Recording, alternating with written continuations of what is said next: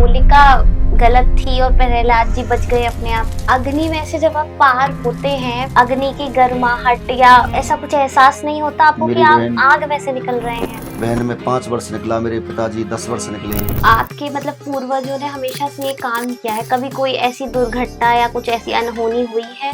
आपने बताया भी कई लोग चाहते हैं कि परंपरा रुक जाए, ऐसे लोग भी हैं जो चाहते हैं ये प्रथा आगे ना बढ़े, खत्म हो जाए। कभी कोई वैज्ञानिक या कोई ऐसे व्यक्ति है जिन्होंने ये जांच करने की कोशिश की? मेरी बहन, विकास ही नहीं है, विकास के पीछे तो हमें रोना आ जाता है। नमस्कार, यूनिक समय पॉडकास्ट में आप सभी का बहुत बहुत स्वागत है। अगर आप हमारे चैनल पर नए हैं या लगातार हमारी वीडियोस देख रहे हैं तो चैनल को सब्सक्राइब जरूर करें। आज हम आपके लिए बहुत ही खास वीडियो लेकर आए हैं। क्या आपने कभी अग्नि के पास जाने की कोशिश की है? नहीं की होगी, लेकिन आज मैं आपको जिस शख्सियत से मिलवाने वाली हूँ, उन्होंने उस अग्नि में प्रवेश किया है। जी हाँ, जलती हुई अग्नि में प्रवेश किया है। मैं बात कर रही हूँ फालेन गांव में प्रतिवर्ष लगने वाले पंडा मेला की, जिसमें एक व्यक्ति होलिका की अग्नि में से प्रवेश करता है और कहते हैं कि स्वयं प्रहलाद जी की उन पर कृपा होती है। आज हम आपको मिलाने वाले हैं मोनू पंडा से, जो लगभग 5 वर्ष से इस लीला को करते चले आ रहे हैं।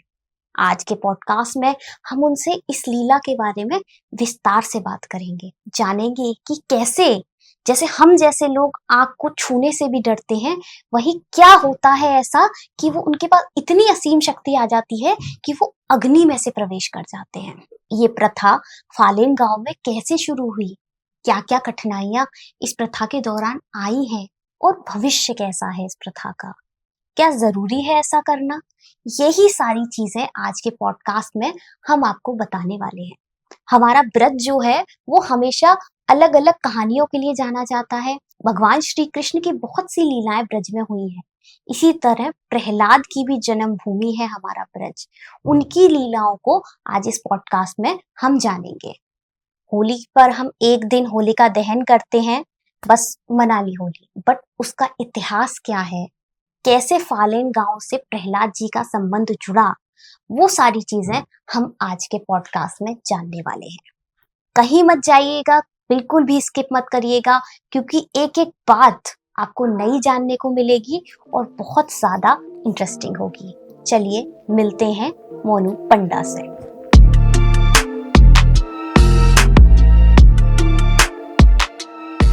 नमस्कार सर। नमस्कार भाई। बहुत बहुत स्वागत है आपका। धन्यवाद कि आपने हमारे लिए समय निकाला। सर, आप इतने महत्वपूर्ण ब्रज के एक महत्वपूर्ण गांव से बिलोंग करते हैं, तो मैं सबसे पहले ये आपसे जानना चाहूंगी कि जो फालेन गांव है उनका प्रहलाद जी के साथ क्या संबंध है? वहीं प्रहलाद जी का मंदिर भी है, कुंड भी है, तो क्या कहानी है इसके पीछे?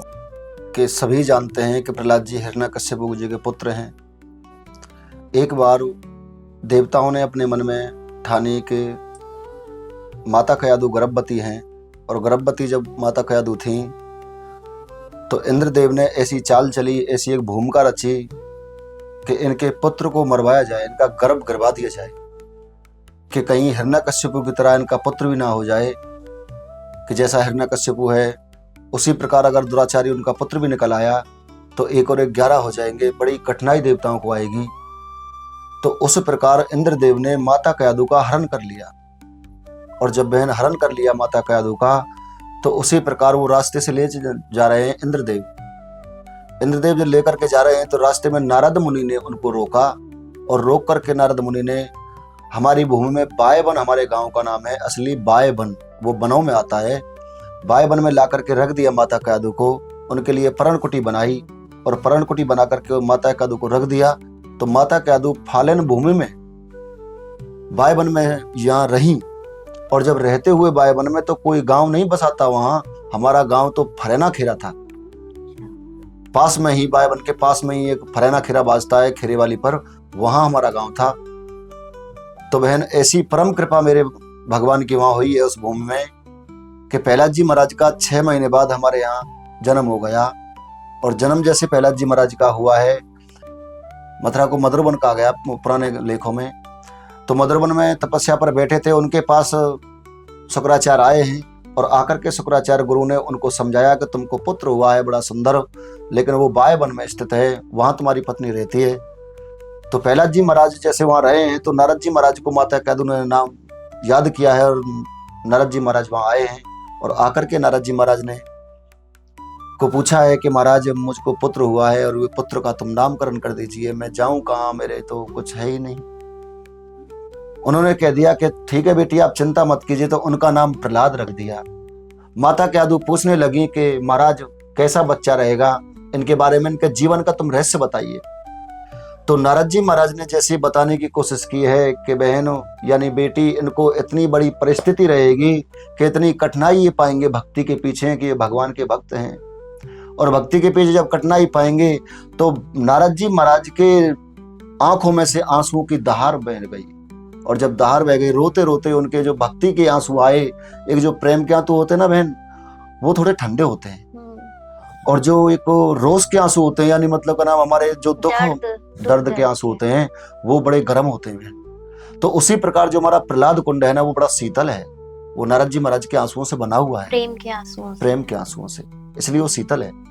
तो मेरी बहन ऐसी कृपा हो गई कि उनको समझाया बुझाया, समझा करके माता कैदु ने सुना और सुन करके तब कहा कि महाराज मैं भक्ति रूप में इनको नहीं जाने दूंगी। बोले आप नहीं रोक सकती बेटी, ये तो जाएगा जरूर। तो ऐसी परम कृपा जब हुई तो ऐसा हुआ कि 6 वर्ष के हमारे प्रहलाद जी महाराज वहां हो गए हैं, लेकर के उनको कोई नहीं गया है वहां से, क्योंकि हिरण्यकश्यप तपस्या में थे, उनको लेकर के जाए कौन, और जो उनके बंदी थे या गण थे वो कहाँ, उनकी सिर्फ रक्षा के लिए 2 सिर्फ भेज दिए बस, पर उनको टीम उनकी सेवा कर रही माता कैदु की बस। तो ऐसी जब परम कृपा हुई मेरे प्रहलाद जी महाराज पर, तो 6 वर्ष के हो गए हैं, तो घूमने जाते थे भ्रमण करने गांव में, फरेना खेरा जो हमारा गांव था वहां प्रहलाद जी महाराज घूमने के लिए चले जाते थे। उन्होंने दोस्त बना लिए, बच्चों के साथ घूमने लगे, टहलने लगे। तो एक दिन ऐसा वृतांत कथा हुई कि प्रहलाद जी महाराज वहां रोज जाते थे। हमारे यहाँ कुम्हारों की बस्ती हुआ करती थी, अलग से कुम्हारों के घर थे कम से कम 50-60, तो अलग से उनका एक कॉलोनी थी, जैसे मानो कॉलोनी होती है ना उसी प्रकार।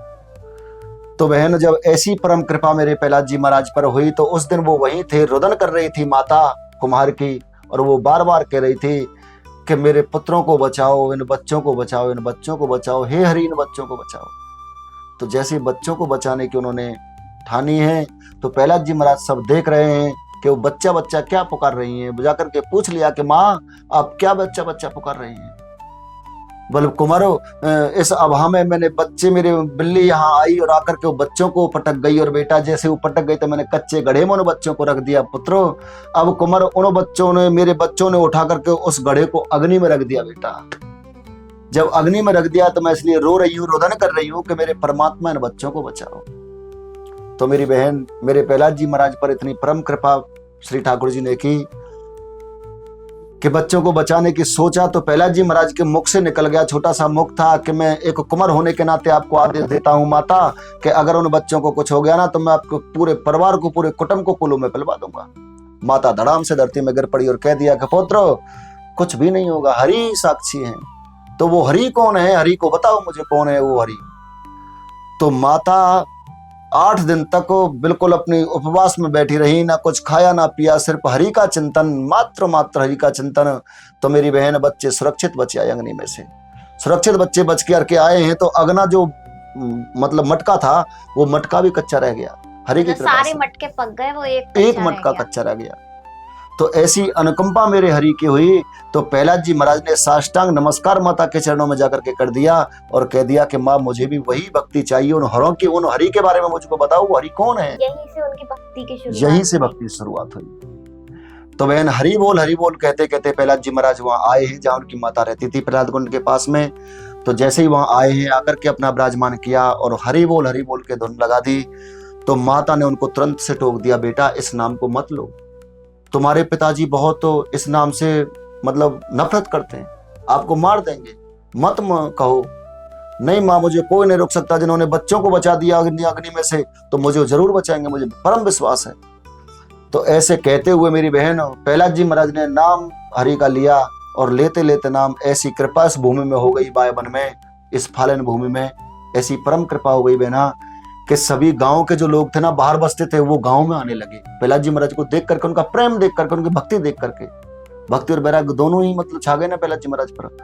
तो ऐसी परम कृपा जब हुई, मेरे प्रहलाद जी महाराज के पास शुक्राचार्य के कहने से उनके पिता आ गए, हिरण्यकश्यप, और पिता आ गए तो उनको ले जाने लगे जबरदस्ती। मेरे गांव के लोगों ने कह दिया, महाराज इनको हम ना ले जाने देंगे, क्योंकि आपकी प्रजा तो ये भी है, आपके मुल्तान में आप रहते हैं, आपकी प्रजा वहां भी है और आपकी प्रजा यहाँ भी है, पूरे शासन पूरे भारतवर्ष का आप पर राज है, तो हम भी तो आपके बच्चे हैं, इनको यहीं छोड़ करके जाओ प्रहलाद जी महाराज को। तो प्रहलाद जी महाराज को यहाँ छोड़ दिया है। 12 वर्ष तक रहे हैं प्रहलाद जी महाराज, लेकिन हिरण्यकश्यप को मन को बदल दिया शुक्राचार्य जी महाराज ने, और कह दिया, अरे तुम्हारा जो दुश्मन है उसी का तुम नाम, जिसने तुम्हारे भाई को मरवा दिया, तुम्हारे साथ में इतना विद्रोह करता है यार, तुम्हारे दैत्यों को, राक्षसों को मरवा दिया, फिर भी तुम उनसे प्रेम। तो प्रहलाद जी महाराज को जब कष्ट देना प्रारंभ किया तो यहाँ आए हैं हिरण्यकश्यप, आकर के अपनी राजगद्दी यहाँ जमा दी फालन भूमि में, और जमा करके राजगद्दी मेरी बहन ऐसा आदेश दे दिया कि ले जाओ इस पुत्र को और पहाड़ों पर से फेंक दो। मेरी बहन पहाड़ों पर से फेंका है मेरे प्रहलाद जी महाराज को। तो ऐसी पहाड़ी एक गांव है यहाँ हमारे कामा के पास में, पहाड़ी गांव है, वहां लेकर के गए थे और वहां से पहाड़ों पर से फेंक दिया। जैसे ही फेंका तो श्री हरि ने गोद में ले लिया और कह दिया कि आओ प्रहलाद, मैं तेरे साथ हूँ बेटा, चिंता मत करना, घबराना मत, मैं तेरे साथ हूँ। प्रहलाद जी महाराज फिर से उसी भूमि में वायुवन में चले गए और पहुंच गए फालन भूमि में। तो बहन ऐसी कृपा परम हुई कि उनको गर्म तेल के कढ़ा में गिरवा दिया, बड़ी बड़ी यातना उनको दे दी गई, लेकिन प्रहलाद जी महाराज का कभी कुछ नहीं हुआ। लास्ट में उनकी बहन ने और हिरण्यकश्यप ने दोनों ने तपस्या साथ में मिलकर के की थी। जब साथ में मिलकर के तपस्या की तो अपनी बहन से कह दिया कि बहन इस बच्चे को तुम मार दो, जला दो, तुमको वरदान मिला हुआ है, ब्रह्मा जी ने तुमको वरदान दिया है, जो शीतल चीड़ है तुम्हारे पास उसको तुम ओढ़ लो और अग्नि में बैठ जाओ, ये जल जाएगा और तुम बच जाएंगे। और हुआ उल्टा।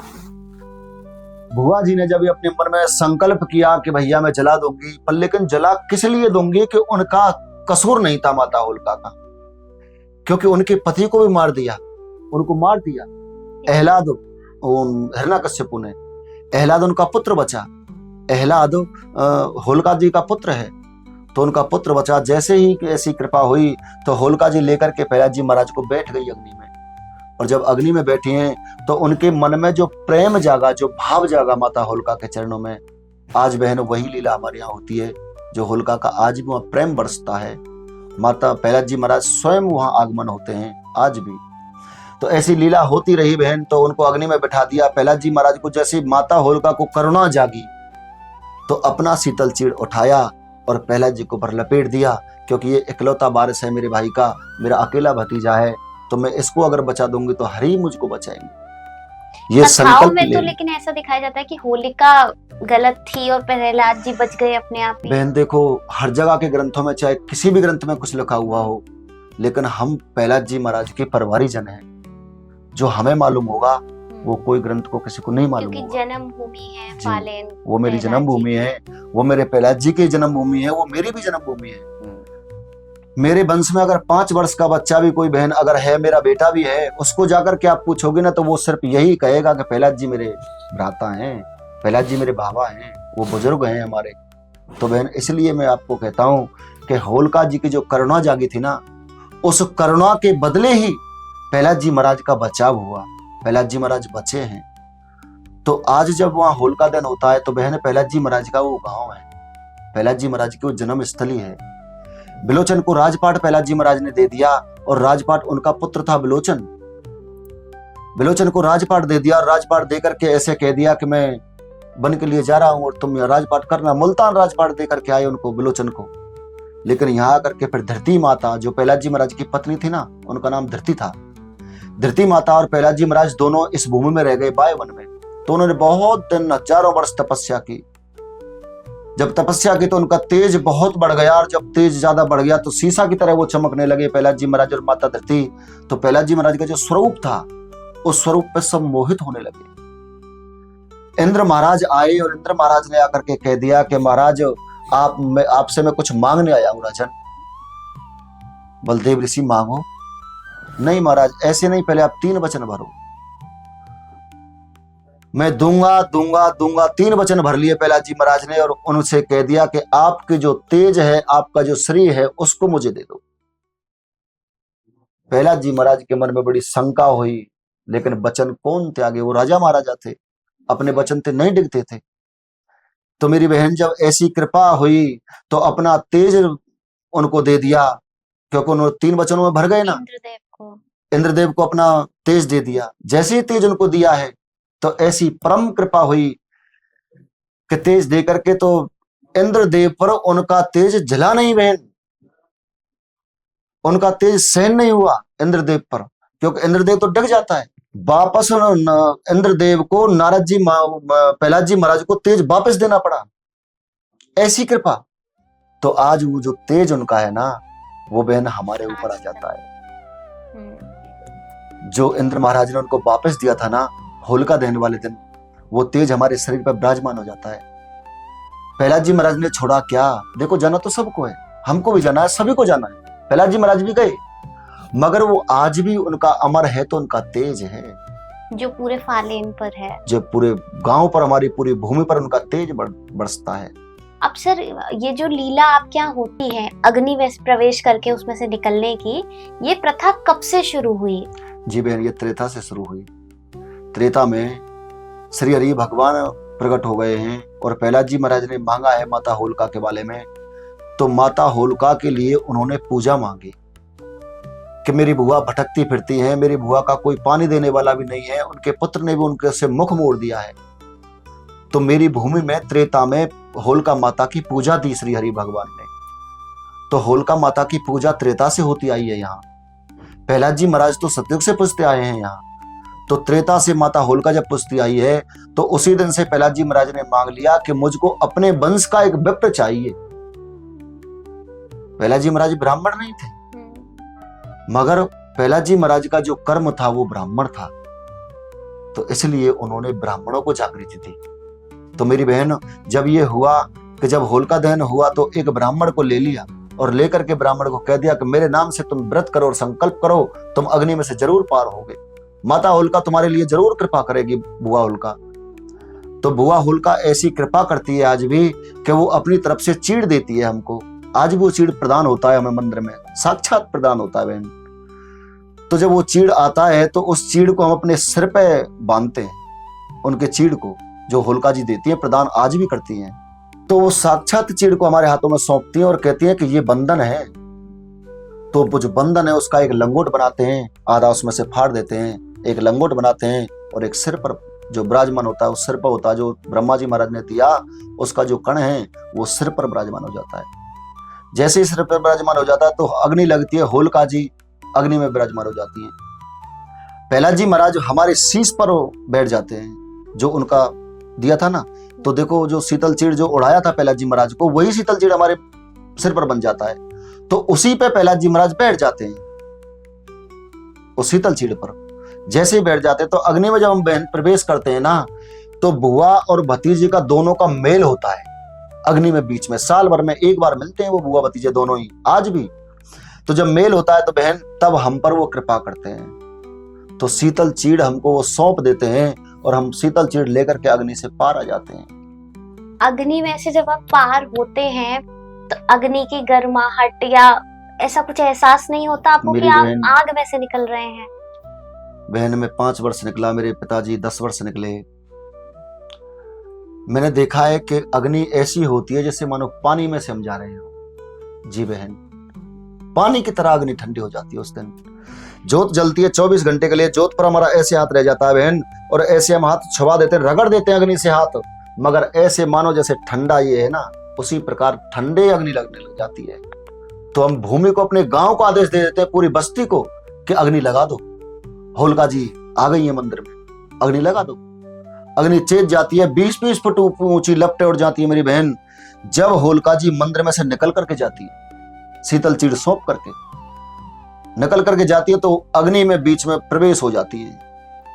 और जैसे ही अग्नि में बीच में प्रवेश हो जाती है, तो तब वो प्रहलाद जी महाराज हमें आदेश देते हैं कि चलो भाई अब। मतलब आदेश देते हैं, मतलब आपको दिखते हैं वो? मेरी बहन, अगर उनका दर्शन नहीं होगा तो हमारी सामर्थ्य नहीं कि हम निकल जाएं।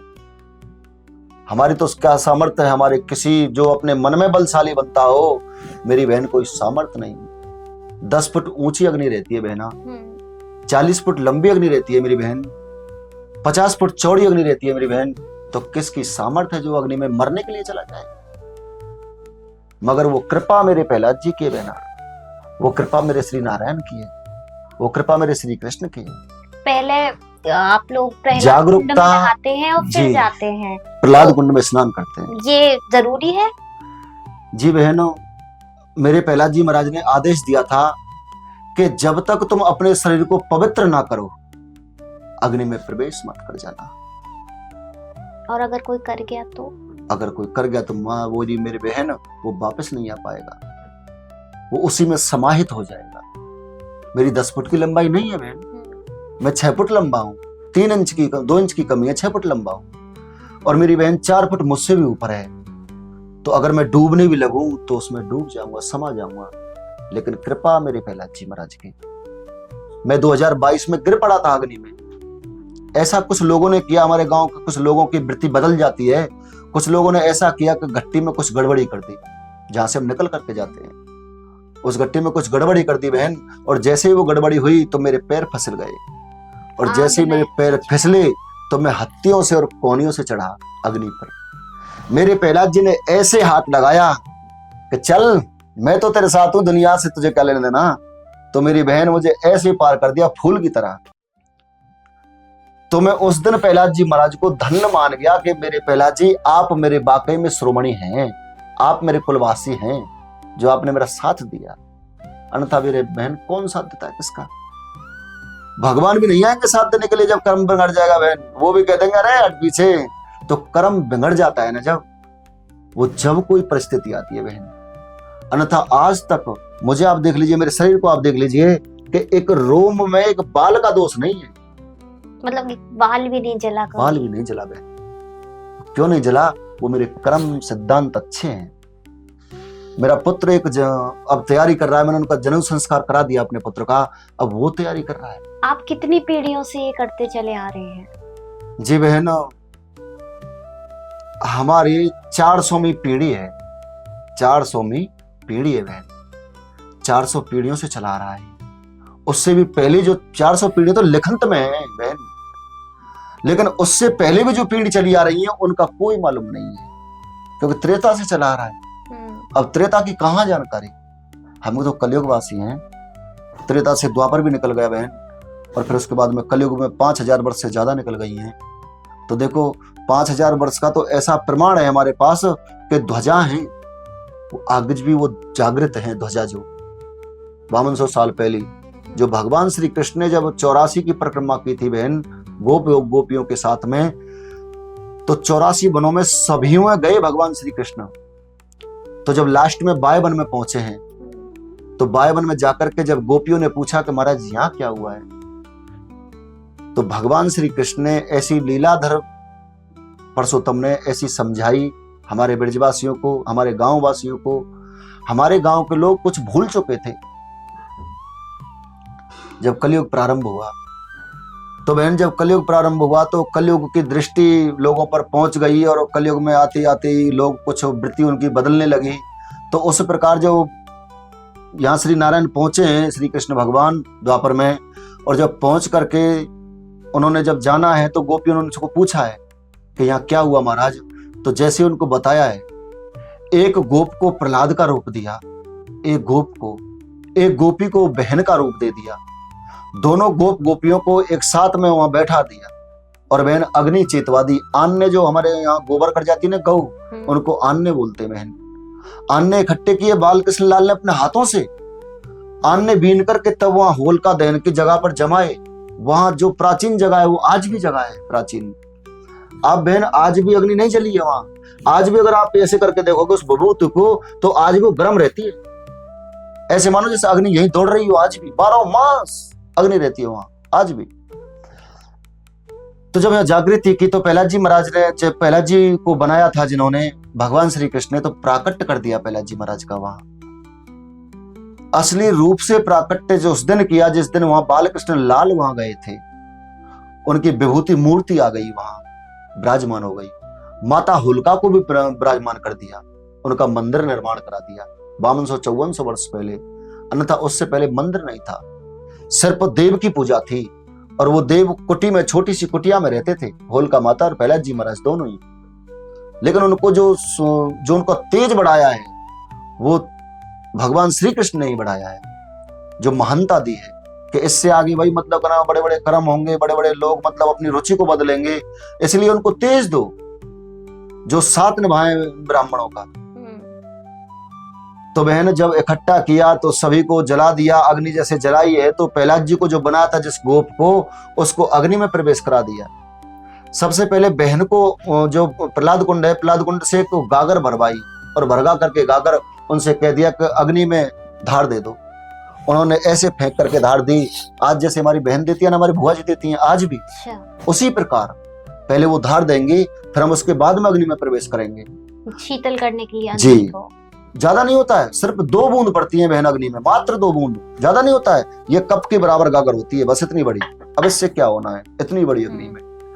तो बहन ये परंपरा है, इस परंपरा को हम छोड़ नहीं सकते, त्याग नहीं सकते।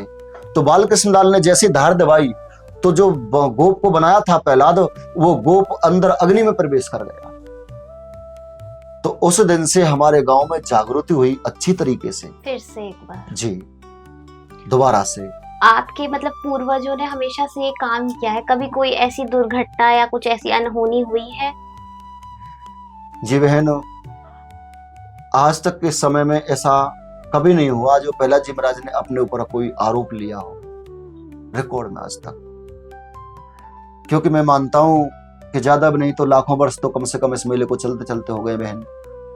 लाखों वर्ष की मेरी सोच में, देखो मैं बालक हूं, मैं जानता नहीं, पर मेरी बहन इतना मैं मानता हूं कि मेरे परिवार में आज तक कोई त्रुटि नहीं आई है। लाखों वर्ष के हिसाब में कोई गड़बड़ी नहीं हुई। प्रहलाद जी महाराज हमारे इष्ट हैं, प्रहलाद जी महाराज हमारे भगवान हैं, हमारे माता पिता हैं। तो माता पिता अपने पुत्र के साथ में कभी गलत नहीं कर सकते बहन।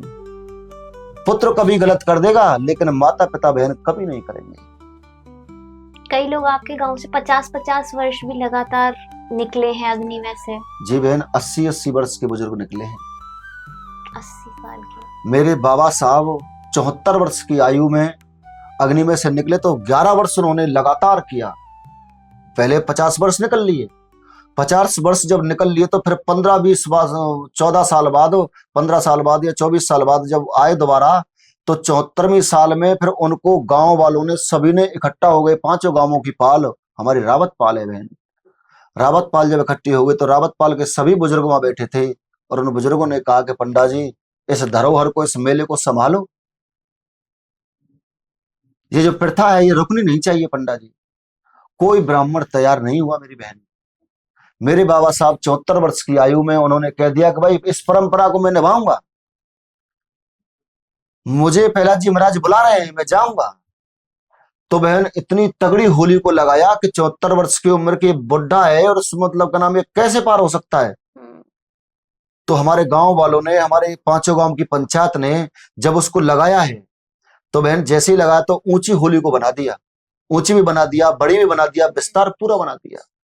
लेकिन 74 वर्ष की आयु में मेरे बाबा साहब ऐसे अग्नि में से जा रहे हैं जैसे फूल जा रहा हो कोई। मेरे बाबा साहब धीरे धीरे चलते थे अग्नि में, बड़े धीरे धीरे कदम चाल चलते थे, उन पर भागा नहीं जाता था, मोटा शरीर था तो उन पर नहीं भागा जाता था, तो वो कदम चाल चलते थे अग्नि में भी। तो बहन ऐसी परम कृपा प्रहलाद जी महाराज करते हैं कि आज भी चाहे वो 100 साल का बुजुर्ग क्यों ना हो, उसको भी अग्नि से पार कर देंगे, उनकी कृपा है, उनकी लीला है। पहले आपने वो बताया था ना, वो एक आपके बाबा फंस गए थे, वो वाला इंसिडेंट कोई बता दीजिए। जी बहन, एक बार ऐसा हुआ है कि कुछ लोगों की वृत्ति बदल गई, और जब कुछ लोगों की वृत्ति बदल गई थी तो उस कारण की वजह से कुछ लोगों ने एक पहिया गिर दिया अग्नि में। पहिया, रथ का पहिया होता था, पहले रथ होते थे, ट्रॉली ट्रैक्टर तो देखो अब चले हैं बहन। जब रथ होता था तो रथ पे जो रथ का लोहे का बील था, उस बील को अग्नि में डाल दिया कि गर्म हो जाएगा, इसका पैर फंस जाएगा और इसमें जल जाएगा और मर जाएगा, और प्रथा रुक जाएगी, बंद हो जाएगी। राजा भरतपुर का आया था उस समय सूरजमल, और जब राजा सूरजमल ने ये तजर्बा देखा, ये दृश्य देखा, तो उसने तुरंत से कह दिया भाई ये गलत कर रहे हैं लोग, जो इसमें बील गिर रहे हैं, ये अंग्रेजों की करनी थी, अंग्रेजी शासन में। तो बहन ऐसी कृपा मेरे भगवान की हुई है कि उस बील में पैर फंस गया, और पैर जैसे ही फंसाए तो बाबा साहब कम से कम 5 मिनट में अग्नि में से निकल करके आए। मतलब अंदर ही रहे, अंदर ही रहे 5 मिनट अग्नि में ही, और अग्नि अपने प्रचंड पर थी। तो जब अग्नि में रहे 5 मिनट तो बहन अब बाहर निकल करके लाए हैं। प्रहलाद जी महाराज ने सुरजाया है, पहले तो आपने ही मतलब अपनी ताकत लगाई, फिर प्रहलाद जी महाराज ने आकर के जब सुरजाया है उनका पैर, तो एकदम से जब पैर खींचा है उनका बील में से, क्योंकि देखो जब इसमें पैर फंस जाता तो देखो एक तो डर कि अग्नि है, कहीं जल ना जाए, कहीं कुछ हो ना जाए, दूसरे नंबर वो कृपा। तो बहन जब इंसान घबरा जाता है ना तो उसमें थोड़ी सी परिस्थिति आ जाती है। तो मेरे बाबा साहब अग्नि से निकल करके आए, उनको एक बाल का भी दोष नहीं हुआ। पूरी पंचायत तो क्या पूरे देश विदेश वहां खड़े थे और सभी ने तालियां बजा दी और बाबा साहब को ऐसे गोदी में उठा करके ले गए जैसे उनके लिए भगवान आ गए स्वयं। तो ऐसी परम कृपा मेरे भूमि में हो चुकी है। आज भी वो दृश्य वहां हो जाता है, आज भी परीक्षाएं लोग ले लेते हैं, लेकिन परीक्षाओं में हम पास हो जाते हैं बहन, क्योंकि हमारे प्रहलाद जी का हाथ हमारे सिर पे है। आपने बताया अभी कई लोग चाहते हैं कि परंपरा रुक जाए, ऐसे लोग भी हैं जो चाहते हैं ये प्रथा आगे ना बढ़े, खत्म हो जाए? जी बहन, ऐसे लोगों की वृत्ति है मेरे गांव में। ऐसे लोग भी मेरे गांव में हैं कि ये परंपरा रुक जाए, इस परंपरा को ना चलने पाए। कुछ लोग ऐसे भी सोच जाते हैं कि इस बहन अगर कोई जानता भी है तो एक प्रहलाद जी महाराज की वजह से फलन गांव को जानते हैं, पंडा निकलने से पहले प्रहलाद जी महाराज के गांव को जानते हैं।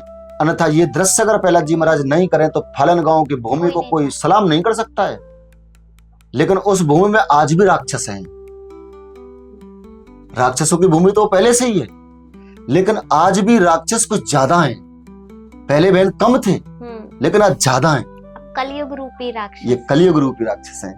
तो बहन ये कलयुग रूपी राक्षस ने जा नहीं सकते, ये कितनी भी प्रयास कर लें, लेकिन इन पर कुछ बाल भी बाका नहीं हो सकता है कभी किसी का। पंडा जिसका चयन होता है कि ये अग्नि में प्रवेश करेगा, वो चयन किस आधार पर होता है?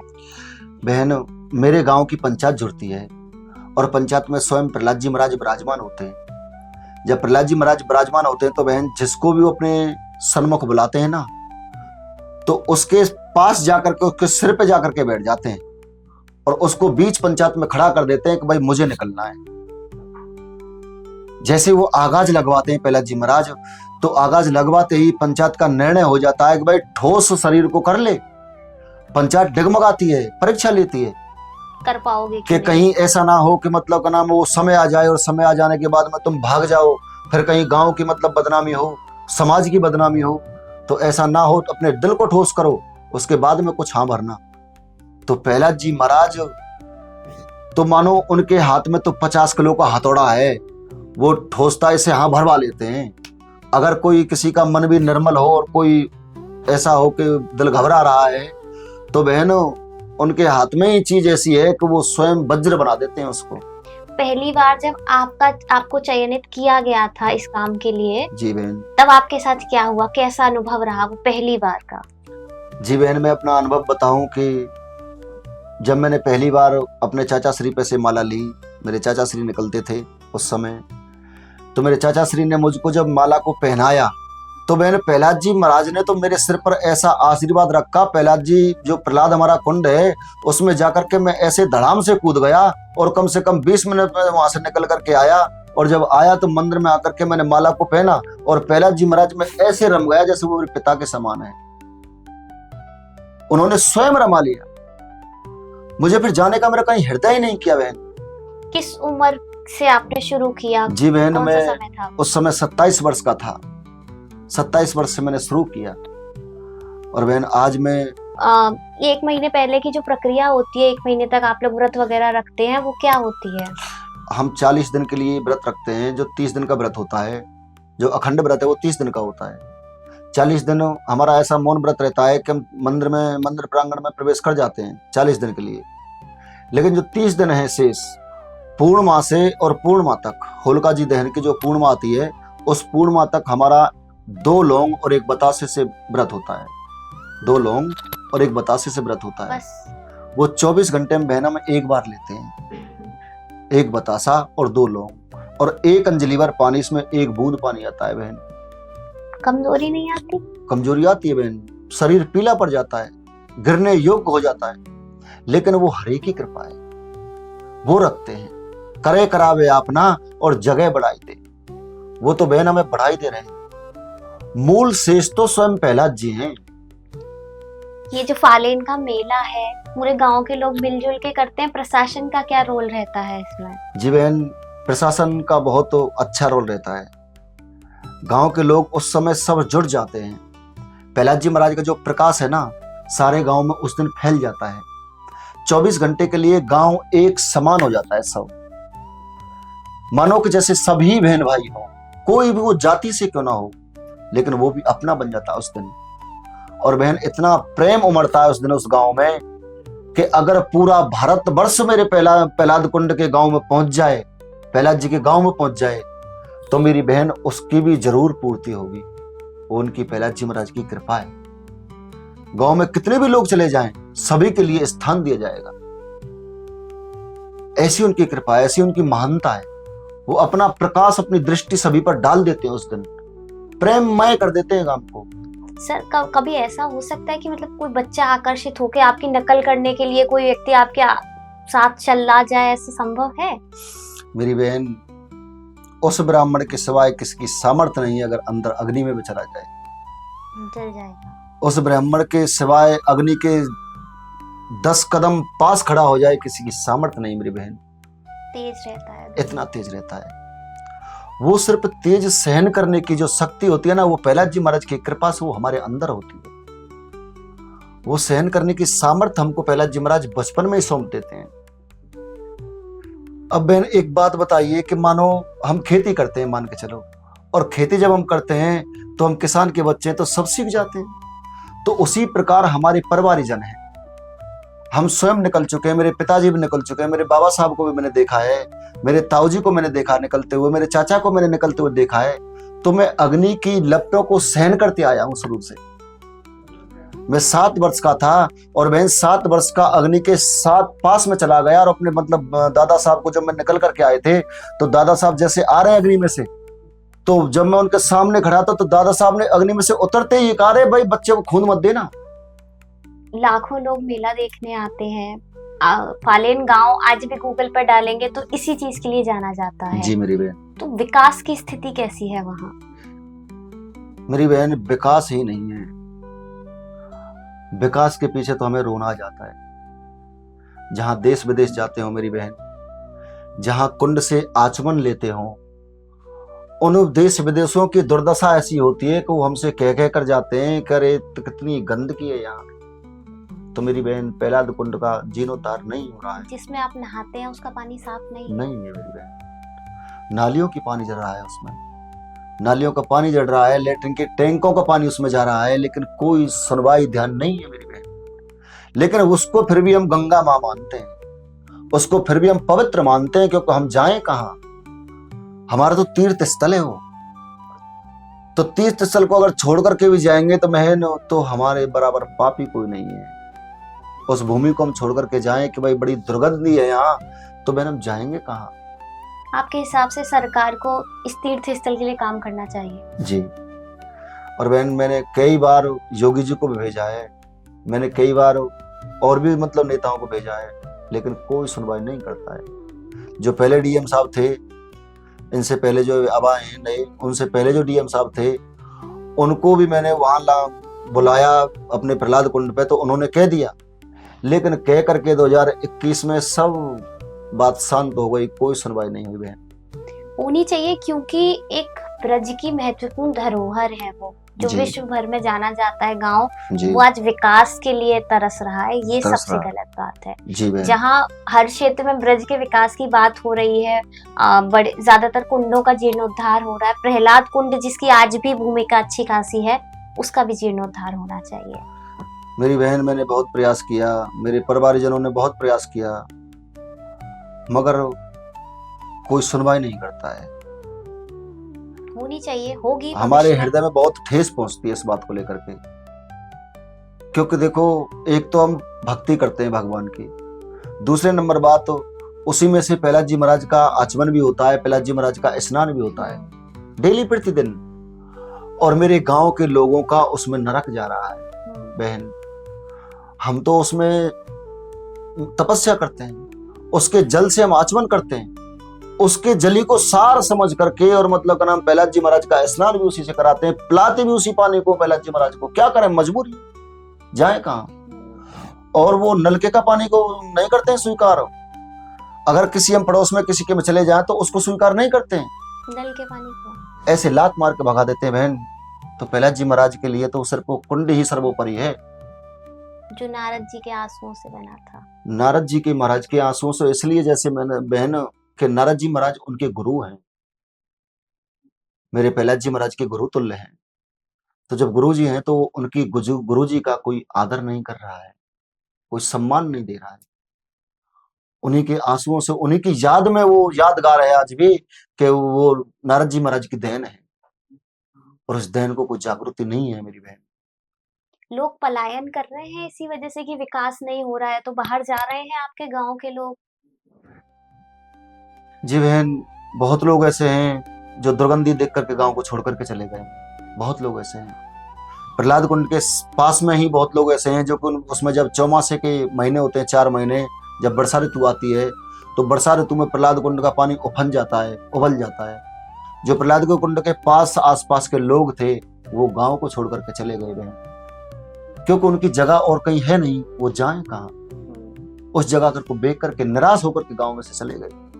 अब बहन क्या करें, वो मजबूर है बेचारे, और गांव में कहीं जगह भी तो नहीं, गवर्नमेंट ने भी उनका कोई साथ नहीं दिया बहन। तो आज भी वो कोसी में रहते हैं, कोसी कला में रह रहे हैं। आज भी वो गांव के लोग वहां से बेच करके किरायों पर रह रहे हैं बहुत लोग।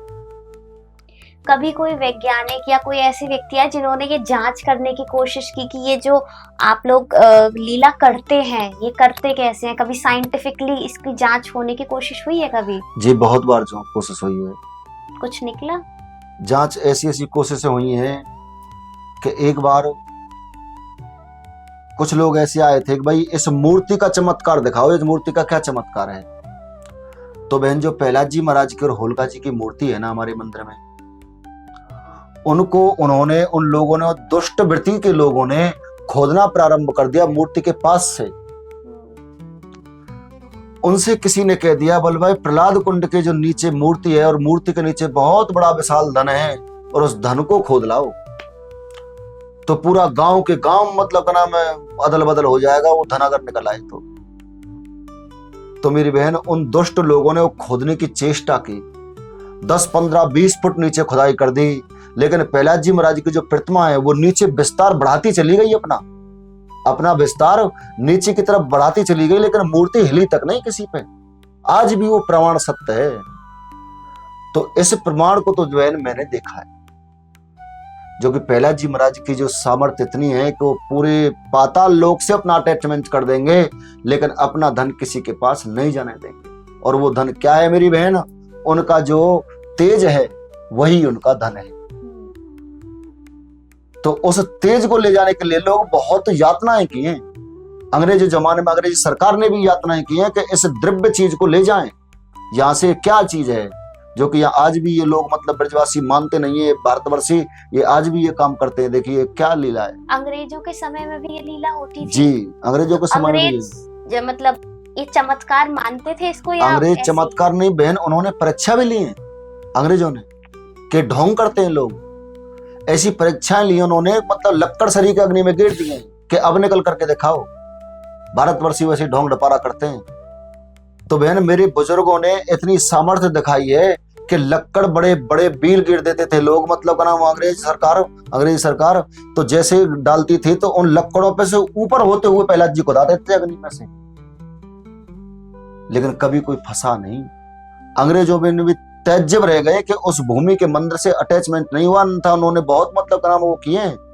मुसलमानी सरकार में भी मतलब का नाम है ये था मंदिर, मुसलमानी राज में भी उस मंदिर से कोई हाथ नहीं छुआ सका, लूटा नहीं कभी जी, क्योंकि प्रहलाद जी महाराज की शक्ति इतनी थी बहन, उनको डगमगा नहीं पाया कोई, उनकी आस्था को कोई हटा नहीं पाया वहां से। अन्यथा मतलब जाना माना तो पहले से भारतवर्ष में पहले से मान ये चला आ रहा है, प्रहलाद जी का मंदिर पहले से लीला यहाँ होती आ रही है। लेकिन किसी सरकार ने आज तक भी उस मंदिर को वहां से डिगाने की कोशिश नहीं की। मंदिर के भव्य निर्माण के लिए या ऐसा कोई काम हुआ है? जी बहन, कोई काम नहीं हुआ है। सरकार ने तो कोई सहायता दी ही नहीं। गवर्नमेंट की तरफ से तो हमारी भूमि को कोई सहायता मिली ही नहीं है बहन। बल्कि इतनी ऐतिहासिक महत्व की भूमि है आपकी। मेरी बहन, मेरे गांव में आज भी ऐसे, अब मैं रोऊं तो क्या करूं, कि मेरे गांव में आज भी ऐसे खंजा हैं जिन पर मेरी महिलाएं ठोकर खाकर के गिरती हैं, पर लेकिन खंजराओं पर बस कोई सुनवाई नहीं है। मेरी बहन, आज भी मेरे गांव में ऐसी ऐसी जगह है, ऐसी ऐसी तीर्थ स्थल हैं, उन स्थलों की आज भी कोई सुनवाई नहीं। जो प्रहलाद कुंड की परिक्रमा है, उस परिक्रमा में लोग गिर जाते हैं, लेकिन कीच हो जाती है, कोई सुनवाई नहीं है बहन। तो सड़क तक नहीं है जी, कोई सुनवाई नहीं करता है बहन। रोए तो किसके सामने रोए? अगर बच्चा जब तक रोएगा नहीं तो माँ कैसे दूध पिलाएगी? माँ है बहन, तो जब दूध नहीं पिलाएगी तो फिर कैसे वो जगेगा, उसका पालन कैसे होगा? तो उसी प्रकार गवर्नमेंट है, हमारी माता पिता है गवर्नमेंट, और जब माता पिता के सामने हम रो रहे हैं, झींक रहे हैं, फिर भी वो माँ हमारे काम नहीं करा रही है, तो बहन फिर गलत बात है ना। बहुत गलत है। ब्रजमंडल में सभी मंदिर, जितने भी मंदिर हैं, वो सभी राज भुगत रहे हैं। एक प्रहलाद जी का मंदिर ही गरीब है, क्यों? क्योंकि सरकारी सहायता नहीं सरकारी है, सहायता संरक्षण नहीं नहीं है। जी, जो करते हैं एक तरीके से आपके गांव के लोग मिलकर गांव करते के हैं, लोग मंदिर मिलकर के लिए। करते हैं। क्या कभी आपका ऐसे लोगों से सामना हुआ जिन्होंने कहा कुछ नहीं है, ये सब ढोंग है, अंधविश्वास है? ऐसे लोगों से सामना हुआ है? जी बहन, हुआ है। फिर उनको जवाब कैसे दिया आपने? जिन लोगों ने मुझसे ये कहा था ना, क्या रे मैं तो सिर्फ ढोंग मानता हूँ, बाकी ये लीला नहीं है, तो मैंने तो बहन उनसे यही जवाब दिया था कि जिसको राके साइयां मार सके ना कोई। अगर ईश्वर की भक्ति में दम है, सनातन धर्म अपने मन में कुछ हौसला रखता है, तो मेरी बहन वो साक्षात है, वो साक्षात हृदय रूप है, स्वयं प्रहलाद जी महाराज। तो मेरी बहन, ये तो कभी हो ही नहीं सकता कि जैसे सामने वाला मुझसे कभी एक बुजुर्ग ने मुझसे कहा था कि बोले भैया तू बेकार की मतलब क्यों मारना चाह रहा हो, क्यों बिना बात किया रहो है, एक बात बता, मर जाएगा तो ये पार अग्नि होगा। मैं बोला मुझको विश्वास है अपने प्रभु पर, तुम अपनी जगह ठीक कह रहे हो, लेकिन मैं अपनी जगह ठीक कह रहा हूं कि मुझे उस पर विश्वास है, अटल अनन्य विश्वास है कि मेरा साथ निभाएगा। तो मेरी बहन साथ निभाते हैं, वो कृपा कर देते हैं, वो ऐसी उनकी लीला है। तो सर दिखता ही है, क्योंकि वो अग्नि इतनी ज्यादा फिट की, इतनी बिल्कुल जब वो जल जाती है एकदम रौद्र रूप में होती है, उस समय निकलते हैं। जी मैंने एक दो वीडियो देखे हैं, उसमें देखा है, तो कुछ तो है। जी लीला। आपको भविष्य क्या लगता है? जैसे जैसे विज्ञान की तरफ हम आगे बढ़ रहे हैं, युवा आजकल टेक्नोलॉजी बेस्ड हो गए हैं, तो क्या ये प्रथा भविष्य में भी चालू रहेगी? मेरी बहन, मेरी परिवार में जैसे मानो 5 भाई हैं, तो 5 भाइयों में से 2 भाई तो अनपढ़ रह जाएंगे। ये परंपरा है मेरे परिवार की। सिर्फ 5 भाइयों में से 2 या 3 ही भाई पढ़ पाएंगे, बाकी 2 तो ठोठ गमार अंगूठा टेक ही रहेंगे, क्योंकि उनको वो लीला निभानी है। प्रहलाद जी महाराज उनकी बुद्धि का विवेक सिर्फ भजन में देते हैं बहन, आपके हिसाब पढ़ाई से में नहीं। मतलब जो प्रहलाद जी का भक्त होगा और जो उससे निकलेगा वो पढ़ा चलता ही लिखा रहेगा। नहीं होगा? नहीं, अच्छा। मैं भी बहन मानता हूँ, मैंने 10वीं पास की है, पर मैं अपने आप को अनपढ़ मानता हूँ, मैं अपने आप को पढ़ा लिखा नहीं मानता हूँ, पर फिर भी मेरे हृदय में इतना है कि मैं कुछ ना कुछ किताब पढ़ लेता हूँ, किसी के अधीन नहीं, मगर बहन अनपढ़ ही रहते हैं। मेरे परिवार का सदा से वो नियम चला रहा है कि जितने भी हुए हैं वो अनपढ़ ही हुए हैं भगत, ये परम सत्य है। पढ़े लिखे भी लॉजिक ढूंढने लगते हैं। जी, बहुत बहुत धन्यवाद सर। मतलब आपसे आज जो कहानियां जानी है, कुछ चीजें तो किताबों में मिल जाती हैं, लेकिन कुछ बातें जो आपने बताई वो कहीं नहीं मिलती, वो आपके एक तरह से जीवन के व्यवहारिक अनुभव है। बहुत अच्छा लगा आपसे बात करके। मेरी बहन, मेरे जीवन का अनुभव ये नहीं, पर लेकिन मेरे जो परिवार है, उस परिवार को प्रहलाद जी महाराज अनुभव कराते हैं, वो अपने आप ही बता देते हैं।